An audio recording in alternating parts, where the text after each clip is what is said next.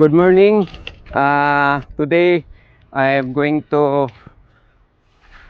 have a trimming on my local tamarin. As you can see, it's too big, so I cannot carry on. So I just use this roller. So this is the one I'm going to work on it. So you notice the leaves is got some problems. Hopefully it will not die. So I try to recover this one. So this is the one. This is tamarin in our local. So I think this is the front side. And the other one here, we have second bonsai materials. Is they call it red ficus in our local. So dalakit sa Bisaya. So I'm also trying to trim this one. So before I start, I would like to share this to you. What gimbal that I'm using. So this is a Mosa Mini MX. This is the gimbal what I'm using during my vlog or video sharing. Every time I make a video, even though even my daughter also make a vlog, this we share this one. This gimbal is very cheap or cheaper or barato, mura lang gimbal. Yeah, it move very nice. So this is it. Ito ang itsura niya. Then nilagyan ko na ng marker kasi minsan magkamali ako sa pag unfold. It is folding gimbal. So ganyan, oh. Ganyan mo na lang ikot. Tapos before you on the gimbal, kailangan mo i-unlock itong nakalock dito kasi pag hindi mo mag-unlock, hindi magpa-function. Anyway, automatic siya pag medyo nakasarado siya, nakalock or it is locked, automatically the gimbal will shut down. So pero hindi siya pwede i-on pag walang load na cellphone. So the one that I'm using today, that one cellphone, the camera in there is that is my Huawei Nova 7 A 5G. So pakita ko sa iyo yung pag-attach. So although hindi ako kabisado ng gawin kasi minsan lang ito magamitin namin. So kailangan balance yung cellphone, tapos pinutin mo lang ito, mag-on na kagad siya. So yan. So kita mo, nag-on na siya. See? Then pwede yung you can also use a Bluetooth on this one, so that you can get more function or more feature in the gimbal. But for me, I am not using because it's less complicated. Mahirapan ako mag-memorize or to get some memory about the function. Kasi ang dami niyang function. May follow mode, may zoom in, zoom out, kung ano pa yon. So I'm just using only the gimbal without the Bluetooth. So pero mag-ano naman siya yun, yung going down. See? Yan. Then left and right. Yan. Then halimbawa nakaganyan, tapos gusto mong ibalik sa normal setting, just freeze. Then babalik siya. So this is a nice gimbal at saka mura lang. So sa mga bago pa lang nagba-vlog, then medyo shaky yung kanilang filming, so try to use the Mosa Mini MX. If ever magkaroon ako ng budget, bibili ako ng yung sa DJI kasi sabi nila mas matibay daw yung sa DJI.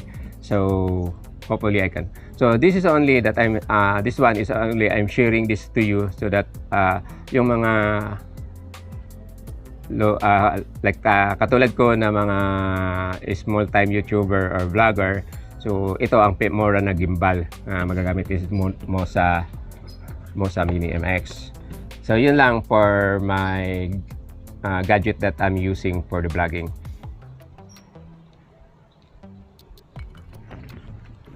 So we will proceed to the bonsai or bonsai materials, that is sampalok or tamarin in English and sambag in Bisaya.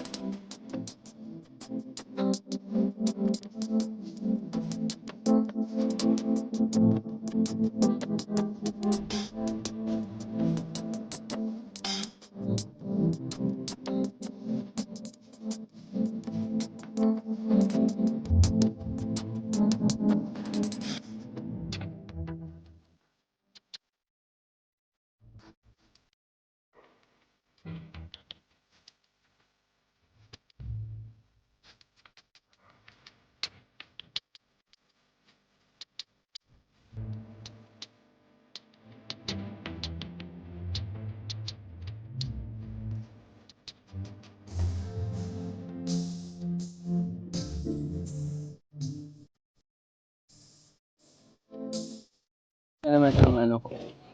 This is red picos. Yan, ang bigat.